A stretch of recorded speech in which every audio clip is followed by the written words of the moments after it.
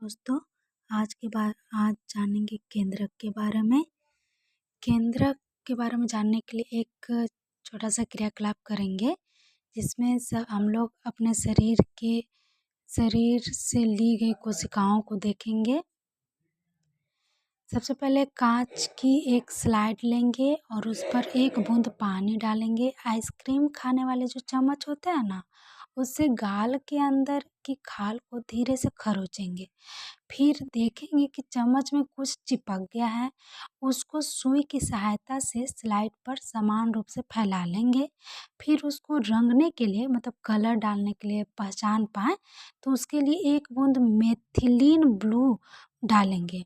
और सूक्ष्मदर्शी से अवलोकन करने के लिए क्या करेंगे, एक स्लाइड को तैयार करेंगे। और स्लाइड तैयार करने के लिए उसके ऊपर कवर स्लिप रख देंगे।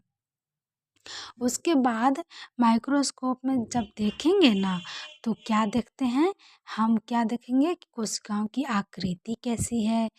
उस आकृति को हम पेपर पर ड्राइंग भी कर सकते हैं।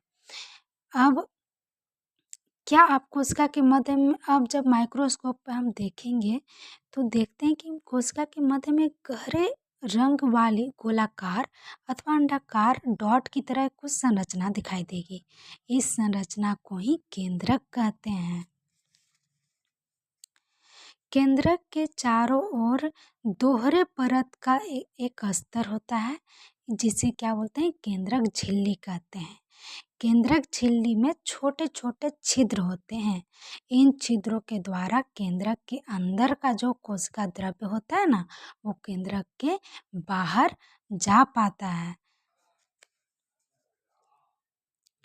केंद्रक में क्रोमोसोम होते हैं। क्रोमोसोम जो कोशिका विभाजन के समय छड़ाकार दिखाई पड़ते हैं।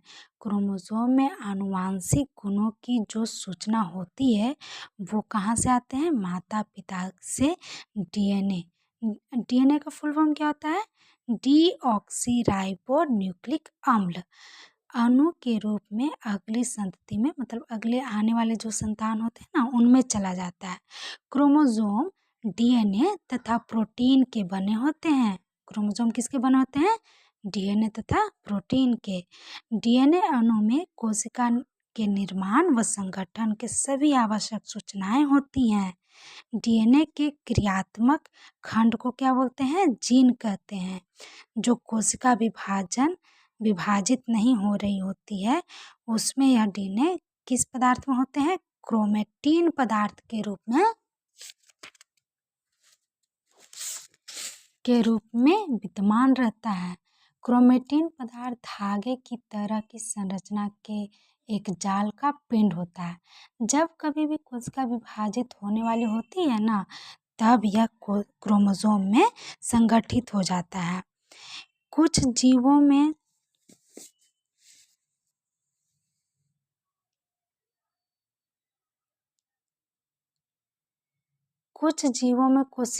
कोशिकीय जनन में केंद्रक महत्वपूर्ण भूमिका निभाता है। इस प्रक्रिया में एक अकेली कोशिका विभाजित होकर दो नई कोशिकाएं बनाती है। मतलब एक कोशिका जब खुद विभाजित होती है ना, तो वो दो नए कोशिका का निर्माण कर लेती है, दो कोशिकाएं बन जाती हैं। यह कोशिका के विकास व परिपक्वन को निर्धारित करता है तथा साथ ही सजीव कोशिका की रासायनिक क्रियाओं को भी निर्देशित करता है।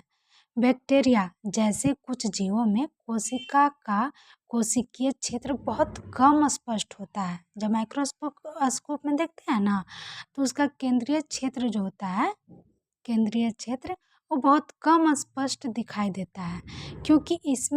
क्यों दिखाई देता है ऐसा, क्योंकि इसमें केंद्रक झिल्ली नहीं होते हैं।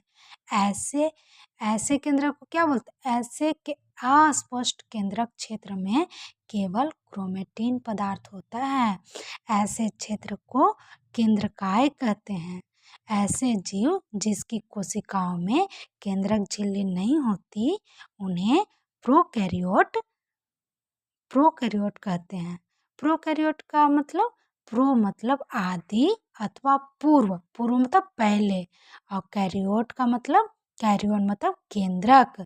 जिन जीवों की कोशिकाओं में केंद्रक झिल्ली होती है उन्हें यूकेरियोट कहते हैं।